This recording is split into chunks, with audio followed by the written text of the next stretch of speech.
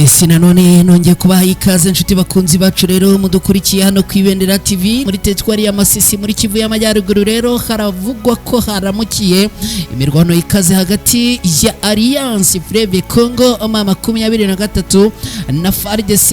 Ibintu byongeye gutuma hongera akumvikana ubundi mwuka, kugeza ubu situation ikaba ikomeje gukomera ku rwego rwo hejuru. Amakuru aturukanga haravuga iki? Aravuga ko imirwano ikazi yatangiye kumvikana mu mujyi wa Showa, no mujyi uherereye mu murenge wa Sobanyungu muri teritwari ya Masisi muri Kivu y'Amajyaruguru mu burasirazuba bwa Repubulika Iharanira Demokarasi ya Kongo. Imirwano ikaba yongeye guhanganisha abarwanyi ba Alliance Fleuve Congo M23 n'inyeshyamba za Wazalendo zirwana ku ruhande rwa leta ya Kongo. Nkuko amakuru ava muri aka gace bitangaza ngo urusaku rw'intwaro ziremereye n'izoroheje rwumvikanye kuva mu gitondo cya kare kuri uyu munsi. Ibintu bikaba rero bikomeje kuba urujijo kandi biteye impungenge zikomeye mu baturage ba civile bo muri aka gace.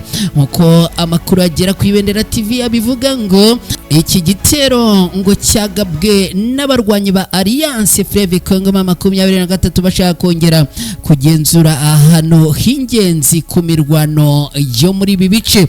Ngo ni igitero cyaje gikomeye cyane, aho rero ngo abarwanyi ba Alliance Fleuve Congo M23 bagabye iki gitero ku barwanyi ba Wazalendo, nyuma y'uko Wazalendo zerereye muri aka gace ngo zikomeje kwiba, kwica no gusahura abaturage ndetse harimo no guteza umutekano muke muri ibi bice. Kugeza ubu nta mibare y'abapfuye cyangwa bakomeretse cyangwa byangirikiye muri iyi mirwano ahangaha birakirwa ahagaragara. Icyakora kugeza ubu imirwano yongo yongeye kwiyongera, ikaba inakomeje guteza ubwoba bw'uko abaturage bashobora guhunga ku bwinshi muri aka gace gasanzwe karajahajwe n'amakimbirane akoreshwamo intwaro n'imirwano ya hato na hato. Ibintu rero bikaba byongeye gukomera no gufata intera. Kugeza ubu amakuru agera ku Ibendera TV aravuga ko n'ubundi uko guhangana gukomeje, inyuma y'uko n'ubundi impande zombi ngo zikomeje kurasanaho kuva mu rukerera rwo muri iki gitondo. Nshuti bakunzi ba Ibendera TV, dukomeje n'aya makuru, ni munyemerere twerekeze cyangwa duhindure ingingo twerekeze muri Kivu y'Amajyepfo muri Repubulika Iharanira Demokarasi ya Kongo. Ubu tuvugana twirwaneho, amakuru aravuga ko yongeye gusubiza inyuma ibitero bya FARDC n'ingabo z'u Burundi byagabwe mu bice bituwe n'abaturage mu bice byo muri Kivu y'Amajyepfo muri Repubulika Iharanira Demokarasi ya Kongo. Muri iki gitondo hatangajwe ibitero by'ingabo za Repubulika Iharanira Demokarasi ya Kongo ku bufatanye n'ingabo z'u Burundi hamwe n'imitwe ya Wazalendo na abarwanyi ba FDLR byagabwe mu bice bituwe n'abanyamurenge bya Karingi, Bidegu, Gakenke na Rugezi biherereye muri teritwari ya Fizi mu ntara Kivu y'Amajyepfo muri Repubulika Iharanira Demokarasi ya Kongo. Amakuru aravuga ko umutwe twirwaneho wasubije inyuma ibitero. Iyi mirwano amakuru aravuga ko yatangiye mu masaha ya kare cyane mu gitondo igakomeza kugezana n'ubu. Amakuru aturuka mu baturage no kubakurikiranira hafi ibijyanye n'umutekano muri aka gace baravuga ko twirwaneho yasubije inyuma ibi bitero byagabwe muri ibi bice bituwe n'abaturage b'abasivile bo mu bwoko bw'abanyamurenge.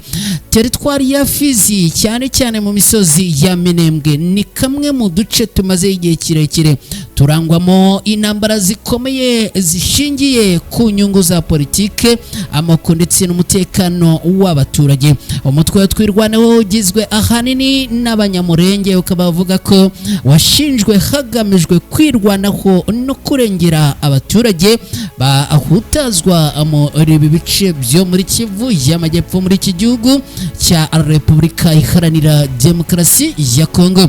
Ku rundi ruhande FARDC ikorana n'imitwe ya Wazalendo ndetse bagakorana n'ingabo z'u Burundi.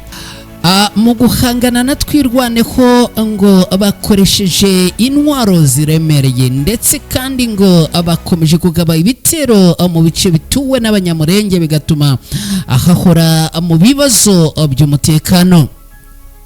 Haravugwa ubwicanyi bw'abaturage, kwica amatungo no gusenya amazu yabo, hakavugwa kandi ubusahuzi, hakavugwa ibikorwa byo gufata ku ngufu abaturage by'umwihariko ab'igitsina gore.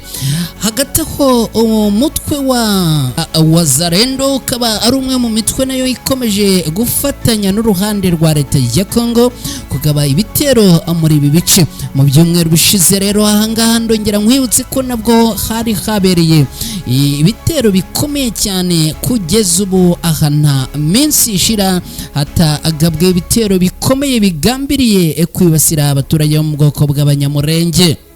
Kugeza ubu ngubu rero abasesenguzi baragaragaza ko aka gace gafite akamaro kanini mu bya gisirikare, kuko ugenzura imisozi yako aba afite ubushobozi bwo kugenzura imijyi yo mu bibaya nka Uvira ndetse n'inzira z'ingenzi z'ubucuruzi n'umutekano.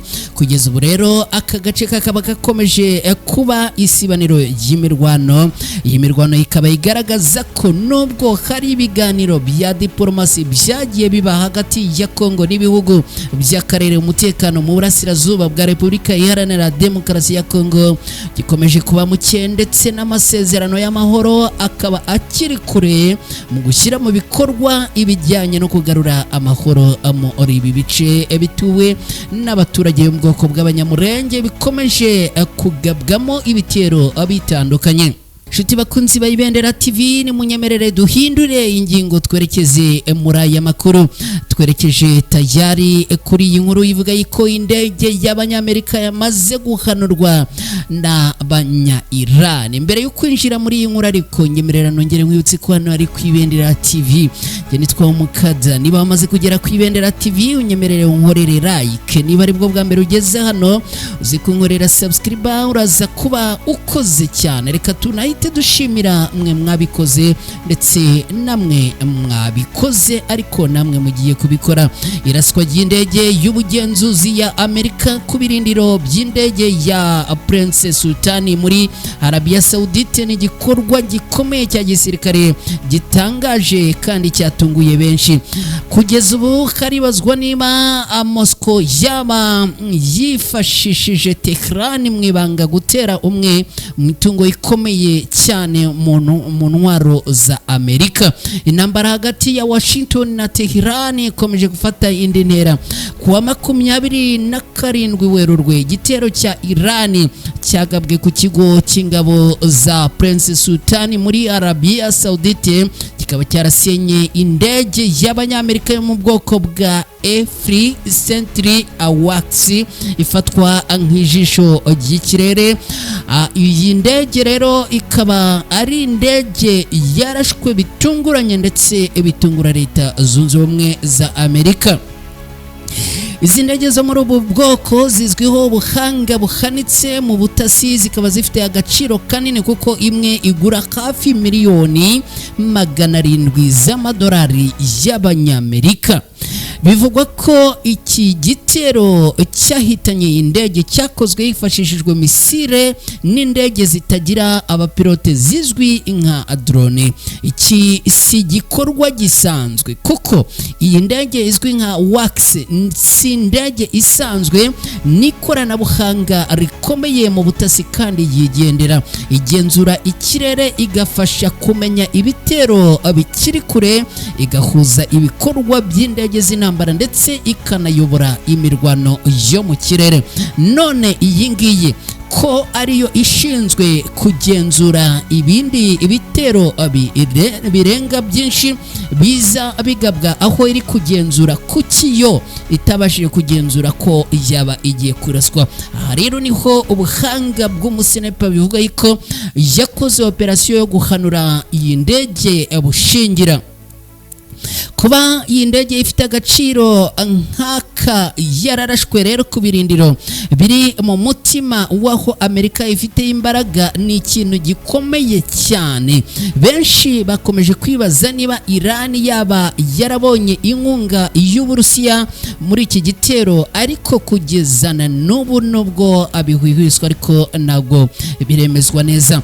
Iyi ndege ya AWACS ni ikimenyetso cy'imbaraga za Amerika cyasenywe ku buryo bukomeye cyane. Raporo za mbere zatangajwe n'itangazamakuru yo muri Leta Zunze Ubumwe za Amerika nk'aya Space Force Magazine zagaragaje ko igitero kibasiye ikibuga cy'indege cya Prince Sultan cyakozwe hifashishijwe misile na drone, cyanakomerekeje abasirikare b'Abanyamerika ndetse cyangiza n'izindi ndege harimo n'izitanga essence mu kirere.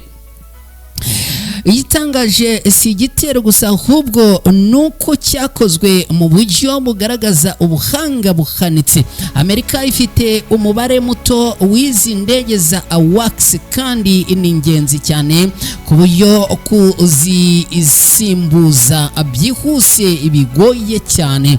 Amashusho yagiye hanze aragaragaza ko iyi ndege yangiritse bikomeye, ibintu bishyira mu kaga ibikoresho bya gisirikare bya Leta Zunze Ubumwe za Amerika mu kigobe cya Perse. Amakuru aravuga yuko guhanurwa kw'iyi ndege byaba ari umugambi ukomeye cyane wateguwe na Iran ibifashijwemo n'Uburusiya. Uburusiya ngo bukaba bushaka kwihorera kuri Leta Zunze Ubumwe za Amerika, dore ko bashinja Leta Zunze Ubumwe za Amerika gutera inkunga Ukraine. Isesengura y'amashusho ya satellite rero yasohotse mu minsi ishize rishimangira ko iyi ndege ishobora kuba itagishoboye gusanwa ngo yongere kuba yasubizwa mu kazi, ibintu bigaragaza igihombo gikomeye kuri Leta Zunze Ubumwe za Amerika. Mu rwego rwa gisirikare ibi bifite ingaruka zikomeye. Irani ntiyibasiye gusa ibirindiro, ahubwo yanagaragaje ko ishobora no guhungabanya ubushobozi bwa Amerika mu buryo kumenya amakuru byaba bigoranye. Bityo rero ibi bikaba ari nabyo byaba byaratumye iyi ndege ikanurwa. Iki nicyo kibazo cy'ingenzi. Irani yabashije ite kugera ku ntego irinzwe cyane nk'iyi ngiyi? AWACS isanzwe irindwa cyane kubera agaciro kayo n'uruhare rwayo. Kuyirasaho bisaba amakuru ahagije, aho iherereye, uko irinzwe n'igihe ishobora kuboneka. Aha niho rero havuka igitekerezo cy'uko haba hari ubufasha bukomeye cyane bwaturutse hanze ya Irani. Perezida wa Ukraine Volodymyr Zelensky yigeze gutangaza ko Uburusiya bwahaye Irani amakuru y'amashusho ya satellite mbere y'ibitero bimwe na bimwe byibasiye inyungu za Leta Zunze Ubumwe za Amerika. Bityo rero amakuru akavuga yuko ngo aya makuru yaba yaratanzwe harimo nayo akuba abakurura aho iyi ndege yerereye.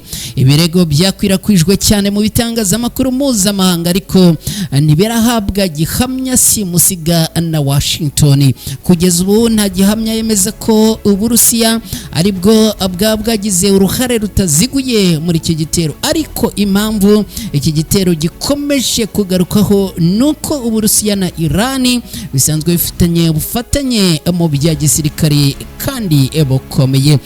Moscow na Tehran ubufatanye bwabo bumeze gute? Mu myaka ishize Uburusiya na Irani byakomeje gukorana mu nzego zitandukanye zirimo iza diplomasi n'iza gisirikare.